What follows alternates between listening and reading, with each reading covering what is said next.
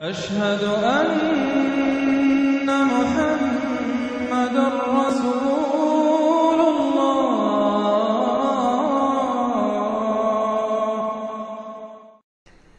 آخری دو صورتیں یہ گویا کہ قرآن مجید کے اختتام پر دو پہرے دار ہیں۔ یہ دو صورتیں ہیں کہ جو اصل میں مدنی صورتیں ہیں، نازل ہوئی ہیں مدینہ منورہ میں،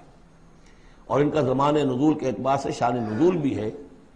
کہ ان کا حضور پر ایک مرتبہ جادو کیا گیا تھا، تو اس جادو کے اثرات کو زائل کرنے کے لیے یہ آیات پھر اتری ہیں، اور حضور نے پھر جب ان کی بات بار بار تلاوت کی ہے تو وہ جادو کے اثرات، ایک یہودی نے کیا تھا جادو آپ پر، جس سے آپ کو چیزیں بھول جاتے تھے، کافی آپ کو دیر کو تکلیف رہی ہے۔ صحیح بخاری کے اندر یہ روایت موجود ہے۔ ہمارے جدید کچھ ریشنلسٹ ہیں اور جو خاص طور پر منکر حدیث ہیں، وہ سمجھتے ہیں کہ اس میں تو توہین رسول کی کہ جادو کا اثر ہو سکتا ہے۔ رسول بھی اس اعتبار سے بشر ہوتے تھے، تلوار کا اگر کاری زخم پڑا ہے تو خون نکلا، اور خون نکل گیا تو زوفتاری ہوا ہے، زوفتاری ہوا تو بے ہوشی بھی ہوئی ہے۔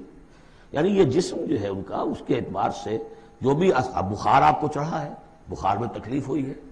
عالم نزع میں نہایت شدید تکلیف ہوئی ہے، تو اس حوالے سے یہ نہ سمجھیے کہ وہ بشریت کے جو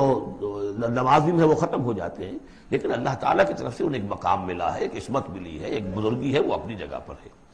تو جادو کا وہ واقعہ بالکل صحیح ہے جو ہوا ہے، لیکن اس کے لیے اب یہ دو صورتیں ہیں، اور یہاں خاص طور پر نوٹ کر لیجئے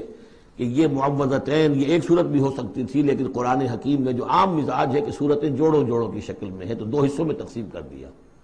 اور اس کی تقسیم کیا ہے؟ ایک وہ چیزیں ہیں جو انسان پر باہر سے حملہ آور ہوتی ہیں، اور ایک چیز وہ ہے جو انسان کے اپنے اندر سے حملہ آور ہوتی ہے۔ ان دونوں کو دو علیحدہ چیزوں میں رکھ کر اور سکھایا گیا ہمیں کہ تم ہمیشہ اللہ کی پناہ طلب کرتے رہا کرو ان چیزوں کے اثرات سے، ان چیزوں کے اثرات بد سے اپنے آپ کو بچانے کے لیے۔ بسم اللہ الرحمن الرحیم، قل اعوذ برب الفلق، کہو کہ میں پناہ میں آ گیا صبح کے رب کی۔ فلق، فلق ویسے تو یہ لفظ ہم پڑھ چکے ہیں سورہ انعام میں، فالق الاصباح،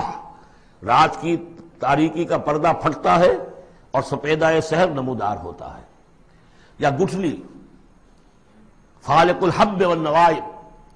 تو وہ جو گٹھلی ہوتی ہے وہ بھی پھٹتی ہے تو اس میں سے دو پتیاں نکلتی ہیں تو درخت بنتا ہے۔ اس اعتبار سے فلق سے مراد یہاں صرف صبح نہیں ہے، بلکہ جو اگلی صورت میں آ رہا ما خلق، جو بھی کچھ اس کائنات میں اس نے پیدا کیا ہے در حقیقت وہ عدم کا پردہ چاک کر کے اس کو وجود بخشا ہے۔ عدم سے، عدم محض سے، کریشن ایکس نہیلو، بغیر کسی شے کے کسی شے کو بنانا۔ تو قل اعوذ برب الفلق من شر ما خلق، میں پناہ میں آتا ہوں اس کی تمام مخلوقات کی پناہ سے۔ اب آپ غور کیجئے، مخلوق ظاہر بات ہے خالق کی طرح کامل تو نہیں ہو سکتی، مخلوق کے اندر کوئی نہ کوئی پہلو جو ہے وہ کمی کا، تقصیر کا، نقص کا رہ جائے گا۔ تو گویا کہ ہر مخلوق میں شر کا پوٹینشل ایلیمنٹ موجود ہے۔ یہ دوسری بات ہے کہ اللہ تعالیٰ کسی کو سہارا دے دے، کسی کو تو اپنی طرف سے عصمت عطا کر دے، اپنی طرف سے خصوصی پروٹیکشن عطا کر دے، پوٹینشلی خلق جو ہے وہ گویا کہ مستلزم ہے، اس کے ساتھ شر کے اندر کا پہلو موجود ہوگا۔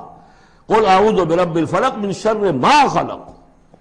یعنی وہ شر جو ہے خود اپنی جگہ پر کوئی علیحدہ مستقل وجود رکھنے والی شے نہیں ہے،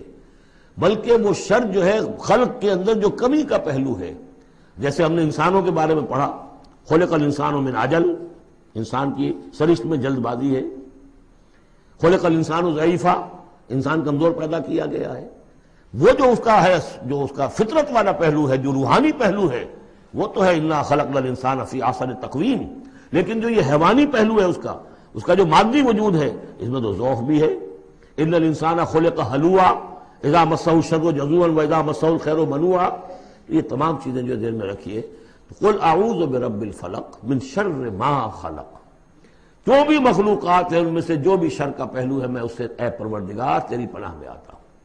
ومن شر غاسق اذا وقب، خاص طور پر یہ رات کو ڈھانپ لینے والی جو ہے رات، اندھیرا، یہ ظاہر بات ہے اسی پھر رات کے پردے میں چوری بھی ہے، ڈاکہ بھی ہے، اسی میں پھر غول بیابانی جو ہیں، شیاطین جن ہیں، ان کا بھی جو حرکتیں ہوتی ہیں، پھر یہ ساری چیزیں جو ہے اسی کے سلسلے من شر غاسق اذا وقب، سانپ بچھو وغیرہ بھی اسی وقت نکلتے ہیں۔ ومن شر النفاثات فی العقد، اور جو عورتیں گانٹھیں باندھ کر پھونکے مارتی ہیں، یہ جو بھی ٹونے ٹوٹکے ہوتے ہیں اور اس کی وجہ سے لوگوں کو نقصان پہنچایا جاتا ہے، گویا کہ یہ بھی اس کے اندر بھی کوئی حقیقت ہے، یہ سفلی عملیات بھی ہیں، ان کے بھی اثرات ہیں۔ جیسے کہ ہم جانتے ہیں کہ جادو جو ہے حق ہے، برحق ہے، اگرچہ کفر ہے، شراب کی تاثیر ہے لیکن حرام ہے، کچھ نہ کچھ حقیقت ان لکیروں میں بھی ہے، لیکن ہمیں روک دیا گیا کہ ان کے چکر میں مت پڑو۔ یہ جو منجمی ہے،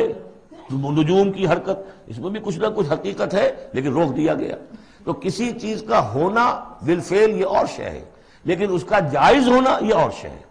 تو بالفعل یہ عملیات ہیں، جیسے اچھے اعمال ہیں اور ان کو جو ہے کوئی اچھے اوراد ہیں، اچھے وظائف ہیں، تو ان کے کچھ اثرات جو ہیں اچھے ہو سکتے ہیں۔ اسی طریقے سے اس قسم کی چیزوں میں جادو کے جو کلمات ہوتے ہیں ان کی بھی تاثیر ہے، اور وہ جو عورتیں جو ہے وہ جادو کرتے ہوئے، جس کو ہم کہتے ہیں کہ وہ تعویذ گنڈا وغیرہ جو ہوتا ہے، پھر وہ اس میں پھونکے مارتی ہیں، تو اللہ تعالیٰ سے میں ان کے شر سے بھی پناہ چاہتا ہوں۔ وَمِن شَرِّ حَاسِدٍ إِذَا حَسَدَ، اور حسد کرنے والے کے شر سے بھی میں اللہ کی پناہ طلب کرتا ہوں، جبکہ وہ حسد اپنا استعمال کرے۔ اگر حسد ہے دل کے اندر ہے تو بات اور ہے، حسد کو بروئے کار لائے وہ، اور وہ انسان کے درپے ہو جائے اس حسد کی وجہ سے اس سے کوئی نقصان پہنچانے کو۔ اور اسی کتاب ہے عین، العین حق، کہ اگر انسان اس حاسدانہ نگاہ سے کسی کو دیکھتا ہے اس کے بھی اثرات ہوتے ہیں، اور اس دیکھنے کے بھی کچھ برے اثرات جو ہیں وہ ظاہر ہو جاتے ہیں۔ تو یہ تمام چیزیں اپنی جگہ پر ہیں، لیکن ان سے پناہ کرنے کے لیے آپ لمبے چوڑے کوئی اور سلسلوں میں نہ پڑیں، یہی معوذتین اللہ نے جو محمد رسول اللہ کو تلقین فرمائے، سارا دار و مدار ان پر ہونا چاہیے۔ تعوذ کرتے رہیں، اس لیے کہ ہم پڑھ چکے ہیں سورہ بقرہ میں کہ حضرت سلیمان کے زمانے میں جنات جو تھے انہوں نے یہ سارے کام شروع کیے تھے، اور لوگ ان سے سیکھتے تھے جادو ٹونا، اور آج بھی نقش سلیمانی کے نام سے بکتے ہیں اس قسم کے جو بھی تعویذات ہوتے ہیں، اور وہ دھندا بنا ہوا ہے۔ تو اس کو لوگوں نے سیکھا، اور وہ لوگ جو ہے آج بھی ہمارے ہاں یہ چیزیں چل رہی ہیں، لیکن یہ چیزیں حرام کی گئی ہیں، اور کہا گیا ہے کہ کوئی کسی کو نقصان نہیں پہنچا سکتا جب تک کہ اللہ کا اذن نہ ہو۔ اگر یہ یقین انسان کے دل میں ہو تو پھر اسے کوئی نقصان نہیں ہوگا۔ اور ویسے تو یہ ہے کہ تکلیف اللہ کی طرف سے کسی وقت آ سکتی ہے، بغیر اس کے کہ کوئی اور آپ کو پہنچائے، اللہ کی طرف سے خود بھی آ سکتی ہے۔